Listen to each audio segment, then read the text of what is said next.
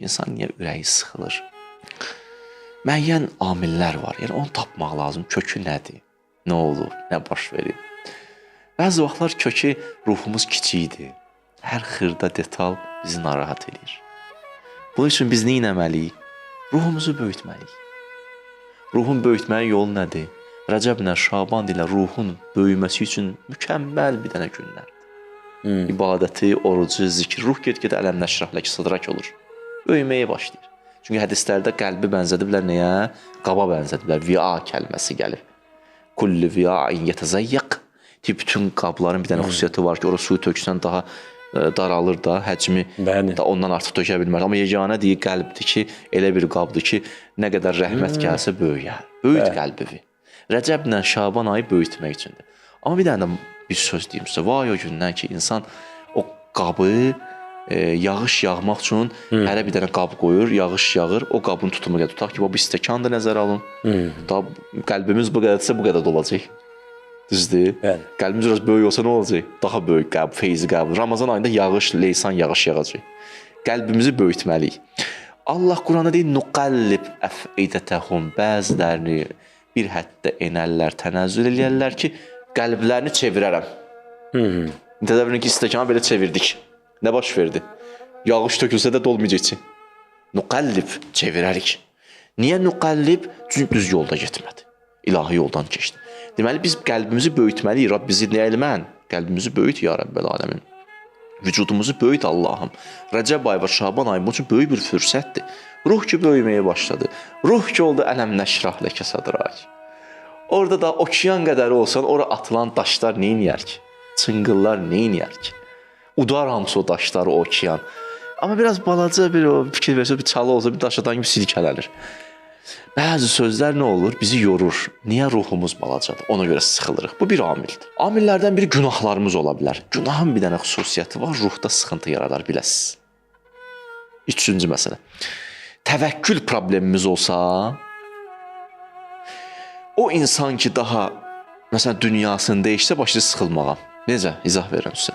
Bir adam bir dünyasını dəyişir, dostu tanışır, adam qəmlənər də, dostumu itirdim. Bir də var sənin ümidin, gümanın o idi. Sən gücü, qüdrəti ondan bilmirsən. O da yoxdur. O da küsüb səndən, o da səndən ayrılıb.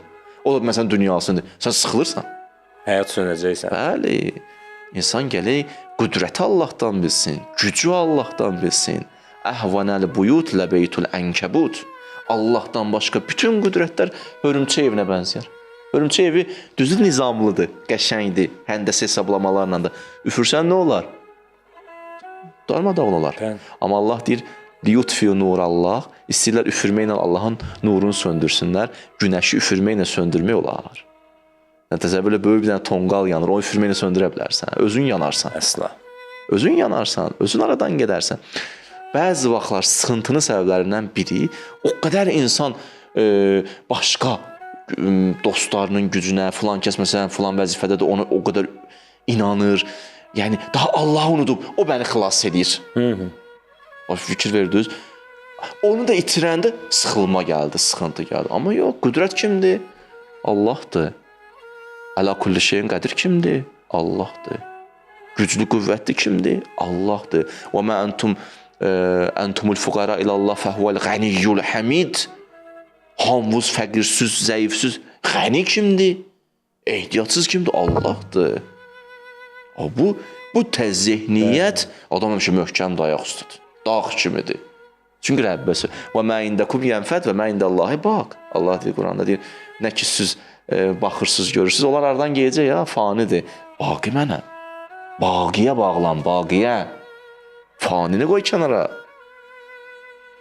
Demirəm, insanlara qarşı etinasız ol, etinasız. Demirəm, kimsə sənə yaxşılıq etsə, onu təşəkkür edirəm. Əsla bunu demirəm, mən belə təbliğ eləmişəm məgər. Yox.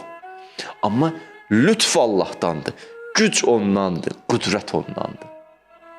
Bir sıxıntımız da bu ola bilər olsun ki, niyə sıxılırıq? Bir dənə də bir ali sıxıntı var. İmam Zaman əleyhissalam narahat olsa deyirlər, iman əhli narahat olur. Onun qəlbi sıxılanda deyir, o sıxıntıdan gələr bir damla bizə düşər.